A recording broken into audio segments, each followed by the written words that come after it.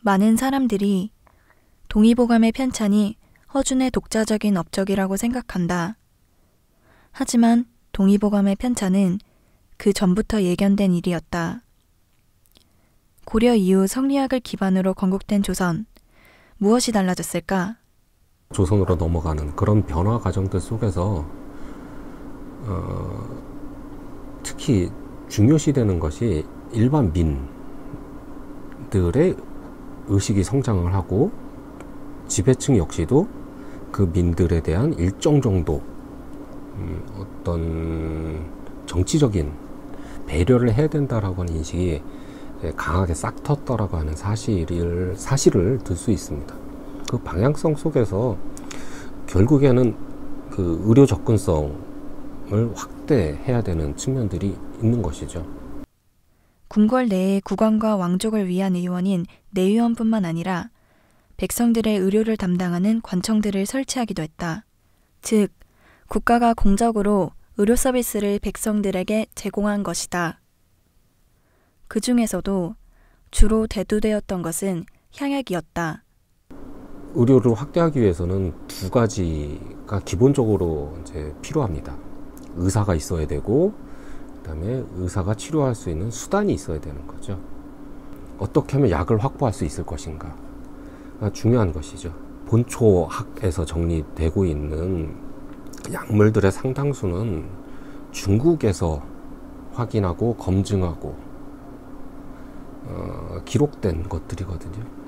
그래서 결국 우리가 그 약들을 사용하고자 한다라고 하면 중국에서 언제나 수입해 와야 되는 그런 어려움들이 있습니다. 결국 그것은 치료할 수 있는 사람들이 한정될 수밖에 없다라고 하는 이제 결론으로 도달하게 되니까요. 이제 약을 개발하는 방향으로 이제 나아갔던 것이죠. 그것이 이제 이른바 이제 향약론이라고 하는 것이고요. 그다음에 세종대의 향약 관련된 정책들을 보게 되면 굉장히 어떤 계획적이고 이게 체계적으로 이루어졌다라고 하는 사실들을 알 수가 있습니다. 그래서 잘 아시는 바와 같이 약재를 중국에 갖고 가서 중국 약과 비교해서 확인하고, 그 다음에 생산지를 조사하고, 그 다음에 그 조사한 것들을 다시 묶어서 책으로 내서 그 약재들을 이렇게 정기적으로 이렇게 수급할 수 있는 어떤 체제들, 시스템을 만들고, 이런 과정들이 이제 순차적으로 계속 일어나거든요. 이러한 정책의 결과물이 향약 집성방이다. 향약을 정리한 향약 집성방은 당약의 사용이 어려웠던 지방에서 많이 사용되었다. 그리고 이는 의방 유추의 편찬으로 이어졌다. 중국 송대 넘어서 요나라, 금나라, 원나라 그 시기를 거치면서 중국 어학은 크게 변화하게 됩니다. 간단히 설명을 드리면 중국 의학의 원형이 황제내경, 그 다음에 상한론을 중심으로 해서 한나라 후한 말기쯤에 어느 정도 이제 자리를 잡았다라고 한다면, 당나라, 송나라를 거치면서는 다양한 질병들을 치료할 수 있는 처방들이 확대되고, 또한 이제 그 질병들도 이제 더 많이 이제 포섭되는 그런 단계를 거칩니다. 이제 이런 이론들이 중국에서 활성화되고 있다라고 하는 것은 이제 세종은 알고 있었던 것이고요. 당대 아마 뛰어난 의사들은 알았겠죠. 그래서 그런 그 내용들을 정리할 필요가 있다라고 느꼈던 것입니다. 그래서 이제 의방유치를 편찬하게 된, 작업을 하게 된 배경에는 바로 이제 그 부분들이 있었고요. 아마 의방유치를 처음에 이렇게 작업을 하면서는 그 수준까지는 도달하지 못했던 것 같습니다. 그래서 단순히 어떤 그 분류를 해서 이렇게 모아놓는 수준에서 작업이 끝나게 되었던 것 같고요.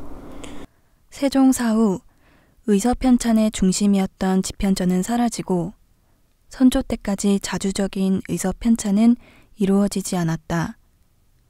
그렇지만 그 이후에도 의서 습독관 등의 제도를 통해 유의를 발굴하고 의서를 연구하는 작업이 계속되었다. 그로 인해 세종 때에는 이해하기 어려웠던 중국 의학의 기본서 황제내경을 이해할 수 있었고, 그를 바탕으로 의방유치를 통해 모아진 금원대 의서들이 본격적으로 정리되었으니 그를 보여주는 것이 바로 의림차료이다. 그 의림차료에서 그 아까 말씀드렸던 금원사대가의 이론들이 굉장히 많이 이렇게 인용이 되기 시작을 하거든요. 그 이야기는 이 편찬자는 양해수로 알려져 있습니다만 그 사람들의 이론을 이해했다는 것이고요. 결국 그것을 이해하기 위해서는 내경에 대한 이해도 어느 정도 수준까지 갔다라고 할 수 있겠죠. 이러한 흐름을 통해 조선이 오랜 기간 동안 백성들의 의학 접근성을 높이기 위해 국가 차원에서 의료사업에 노력했던 것을 알 수 있다. 그리고 동의보감은 그 흐름에서 정점이었다. 선조는 편찬을 명령할 때 이미 지침까지 내려주죠. 어떤 것들에 대해서 주목을 해야 되는지 그 세 가지를만 이야기를 하고, 첫 번째가 수양, 그 다음에 두 번째가 그러니까 기존의 의학들을 정리하는 것들, 일목요연하게, 그리고 향약의 사용을 강조하는 부분들인데요. 중국 처방의 요점을 정리하는 것, 향약을 사용하라는 것은 세종 때부터 이어져 온 정신이었다. 이를 바탕으로 새로 들어온 금원사대가들의 새로운 의서까지 합쳐 편찬된 의서가 바로 동의보감이다. 16세기까지 유의라고 하는, 그러니까 이제 당시 그냥 지식인인 거죠. 지식인들이 교양으로 익힌 의학을 가지고 자기 가족들을 돌보거나 아니면 자기가 살고 있는 공동체에 의료 혜택을 베푸는 사례들이 굉장히 많은 것들을 보게 되면 여전히 의학에 대한 수요는 컸지만 그것을 다 이제 충족시키기는 좀 어려운 측면들이 있었다라고 할 수 있고요. 그런 면에서 동의보감의 등장은 굉장히 중요한 역할을 하게 됩니다. 그리고 그렇게 편찬된 동의보감에는 전체 내용을 관통하는 하나의 개념이 있다. 바로 양생이다. 그렇다면 양생은 어떠한 것일까? 사람은 태어나서 죽을 때까지 어떤 삶의 일정한 경과들을 거치죠. 생로병사라고 표현되는 그런 과정을 거치는데 그 과정들을 어떻게 하면 큰 탈 없이 무리 없이 이렇게 갈 것인가라고 하는 부분들을 이야기하는 것으로 저는 이해를 합니다.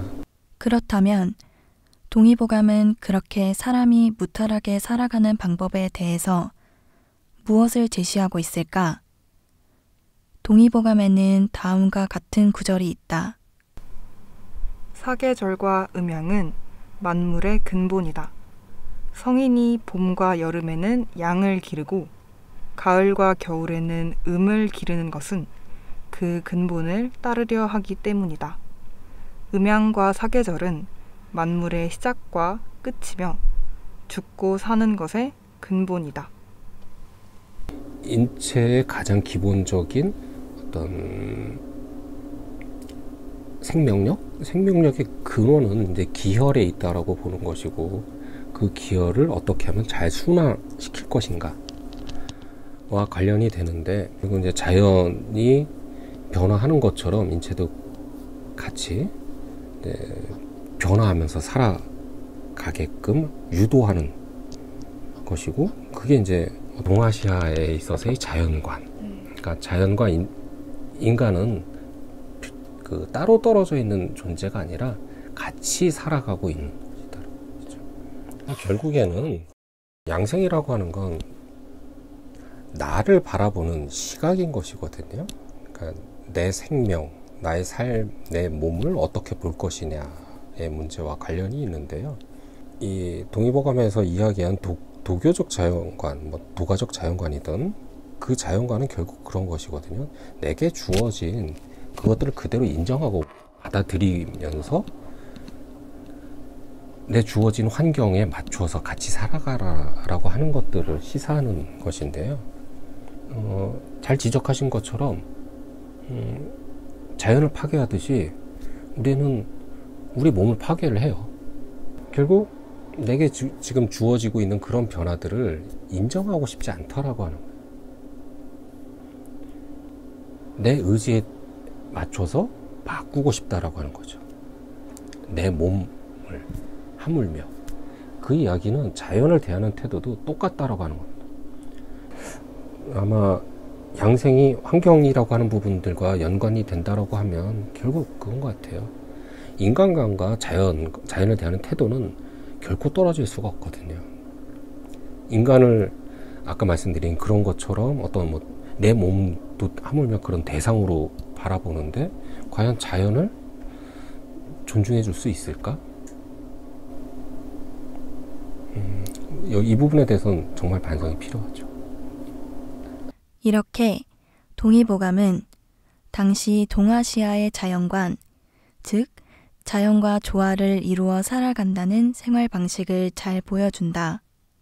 동시에 동의보감 같은 의서의 편찬은 당시 조선이 백성들의 의료 접근성을 높이기 위해 행했던 정책들을 잘 보여주기도 한다.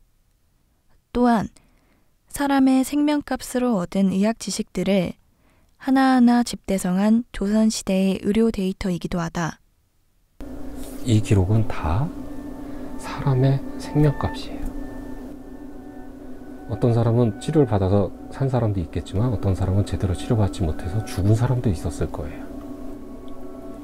근데 많은 처방들이 나타나기도 하고 사라지기도 하거든요.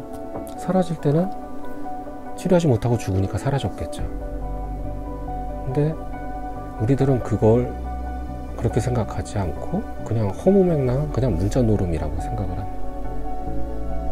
과연 이게 올바른 태도인가? 기록 유산 물론 이제 문자적으로 중요한 자료일 수도 있죠. 근데 또 한편으로 이 책은 의서이거든요. 기본적으로 사람의 생명을 다루었던 책이었기 때문에 이것이 갖는 가치는 그러한 측면에서도 동시에 있다라고 생각합니다. 동의보감은 조선의 의료 및 복지 데이터를 활용한 공공의료 정책의 결과물이자 조화를 중시하는 자연관으로 세상과 질병을 이해하는 의서였다. 그 외의 가치를 인정받아 동의보감은 2009년 유네스코 세계기록유산에 등재되었다.